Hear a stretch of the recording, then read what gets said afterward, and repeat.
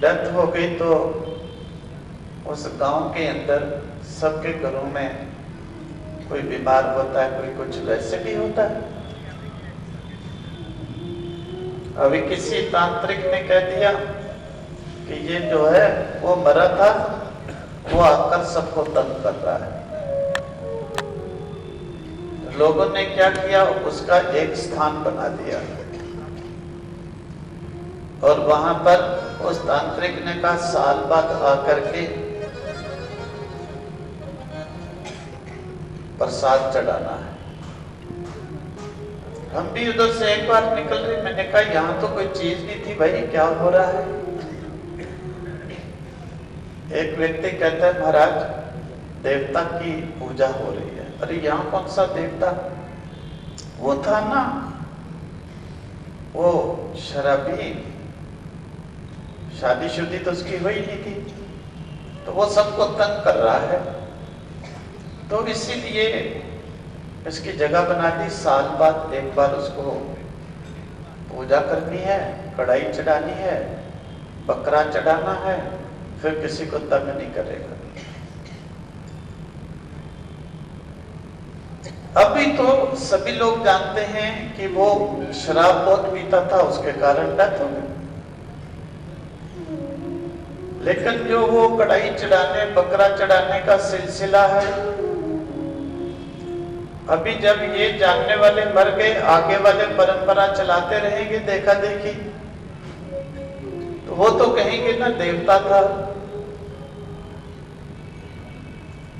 तो कारण क्या है, इस प्रकार से और आगे वाले और भी मर गए, और आगे वाले और पक्का देवता बना देंगे उसे। इन्हीं देवताओं के धर्मों का पालन गोकर्ण जी कहते पिताजी त्यज लोक धर्मान, इन लोक धर्मों का भी त्याग दो अब बस, क्योंकि इन्हीं में उलझा हुआ भगवान की भक्ति से, मोक्ष के मार्ग से वंचित रह जाता है। ना जाने ये कौन से देवता थे। इसी प्रकार से कहते हैं फिर लोक धर्मों का त्याग करके करना क्या है, सेवस्य साधु पुरुषा जहि काम तृष्णा अन्यस्य दोष गुण चिंतन माशु मुक्त्वा सेवा कथा रस महो नितराम पिबत्वम्। ऐसे संतों के पास जाओ जिन संतों के हृदय के अंदर राग द्वेष नहीं है और नित्य जो भगवान के रस का पान करने वाले हैं। तो मतलब कि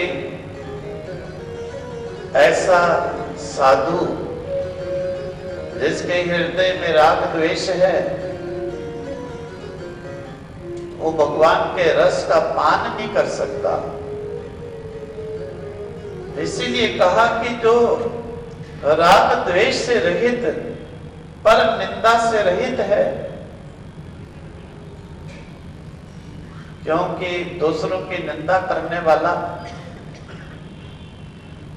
उसे क्या मतलब भगवान की भक्ति या भगवान का प्रेम। भले कितनी माला फेरता रहे, कई भक्ति फेरने वालों की आदत होती है दूसरे सबकी निंदा करना, अपनी महिमा गाना। अरे जो नित्य प्रति निंदा में ही लगा रहता है, भगवान का नाम भी नहीं, रस तो उसकी दूर की बात हो जाती है। इसलिए गोकर्ण जी कहते हैं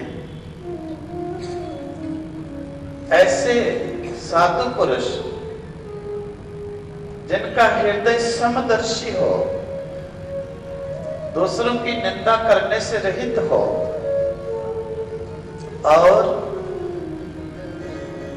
हरि का गुणगान करते हो, राग द्वेष से रहित हो, उनके जाकर के सेवा करो, उनके वचनों को श्रवण करो तो आत्मदेव तो चला जाता है, गोकर्मजीवी पिता को उपदेश देकर के चले जाते हैं ब्रह्मन करने के लिए। धुंधुकारी को मजा मिल गया, रोजाना जाता है, मां को कहता है लो मैं मदिरा पीऊंगा, वैश्यागमन करूंगा। मां देती रही, जब कुछ भी नहीं रहा मां ने कहा भाई नहीं है, और मां को मारा। तो मारते मारते पीछे भागा, वो जाकर के गिरी कुएं में मर गई। धुंधुकारी बड़ा खुश हो गया।